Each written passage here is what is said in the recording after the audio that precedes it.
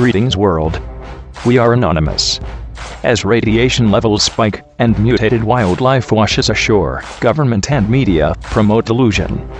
Radiation hotspots are popping up around the United States, thousands of percentages higher than background radiation. Mutated wildlife is being found dead on the same West Coast beaches where increased radiation levels have been documented by independent researchers, and the Fukushima TEPCO plant workers have been caught using duct tape to fix their nuclear equipment.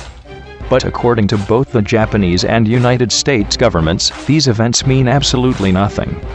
In fact, you must be a conspiracy theorist if you fail to believe the official story that it was likely red-painted utensils that led to a spike in documented radiation levels along the California coast. Yes, the government actually offered this up as an official answer. And you must absolutely be a conspiracy theorist if you have the gall to actually look back to late 2011, when researchers presented their findings regarding the impending wave of Fukushima radiation that was already being recorded within the country. Information going back to 2011 shows that scientists were already concerned about an increase in radiation levels and the overall fallout from the dilapidated Fukushima plant. We can even go back to the declaration by scientist Marco Kaltofen of the Worcester Polytechnic Institute that radioactive hot particles had been found at 2 out of the 3 radiation monitoring stations in Boston. As you are likely aware, hot particles are microscopic pieces of radioactive material that can absolutely wreak havoc on your body via the deliverance of concentrated radiation. And these particles, according to Kaltofen, were already been found in Boston as far back as 2011. Now enter a new flurry of stories that have seemingly been popping up one after another as radiation levels are continually being monitored around the nation, namely the West Coast, where the bulk of Fukushima-linked scenarios have been documented.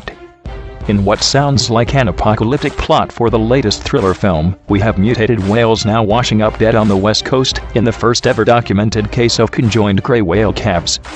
We even have elevated radiation readings as far away as St. Louis, Missouri. Coincidentally, of course, this is happening at the same time that radiation hotspots, exceeding a 1,400% increase over normal levels, are being reported by researchers. It's even happening at the same time that similar 500% increases have been disregarded by government officials who admit they have no idea what's going on but fervently deny any connection to Fukushima in any capacity whatsoever. In fact, that has always been the mantra of these government health officials: we have no idea what's really going on, but it's definitely not Fukushima. Because just as the Japanese government has assured its citizens that Fukushima is perfectly safe and poses no real threat to human health, while secretly reviewing studies that reveal the plant released massively more radiation and emitted and led to 78% of the radioactive waste being dumped into the Pacific Ocean, the United States government would much rather silently purchase 14 million doses of potassium iodide than tell you that there may be some cause for concern. While the spread of radiation to the west coast of North America was casually acknowledged, the early press reports, quoting diplomatic sources, stated that only tiny amounts of radioactive particles have arrived in California but do not pose a threat to human health. According to the news agencies, the unnamed sources have access to data from a network of measuring stations run by the United Nations Comprehensive Test Ban Treaty Organization. Greg Jachko, chair of the U.S. Nuclear Regulatory Commission, told White House reporters that his experts don't see any concern from radiation levels that could be harmful here in the United States or any of the U.S. territories. A map of citizens' measured radiation levels shows radioactivity is distributed in a complex pattern reflecting the mountainous terrain and the shifting winds across a broad area of Japan, north of Tokyo, which is in the center of the bottom of the map. While most of the automotive industry is in central Japan, Nissan's engine factory in Iwaki City is 42 kilometers from the Fukushima Daiichi plant. Is the Nissan workforce affected? Is the engine plant contaminated? The plant is within about 10 to 20 kilometers of the government's evacuation zone, from which some 200,000 people were evacuated.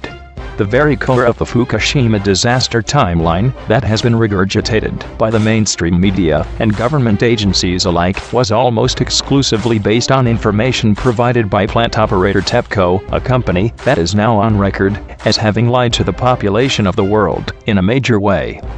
And there were no signs they would ever tell the truth unless forced to.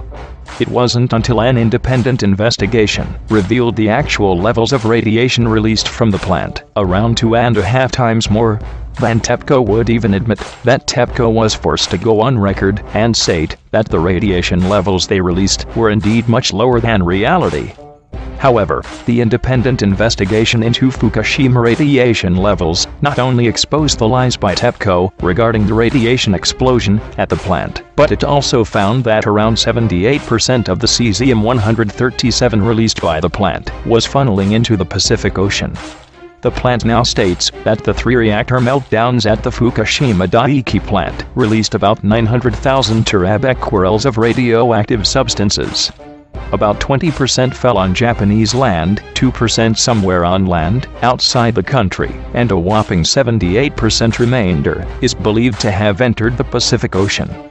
At the very least, the Japanese and United States governments should be preparing citizens for what scientists say could last thousands of years, this Fukushima nightmare. And that begins with admitting that the threat is real. Because, unless we really prepare ourselves and work together as a planet to truly fix the Fukushima plant and ensure that the 1,400 plus rods do not cause yet another massive meltdown, as experts say they likely will during transfer, if so, we really will be facing a radioactive nightmare of epic proportions. We are anonymous. We are legion. We do not forgive. We do not forget. Expect us.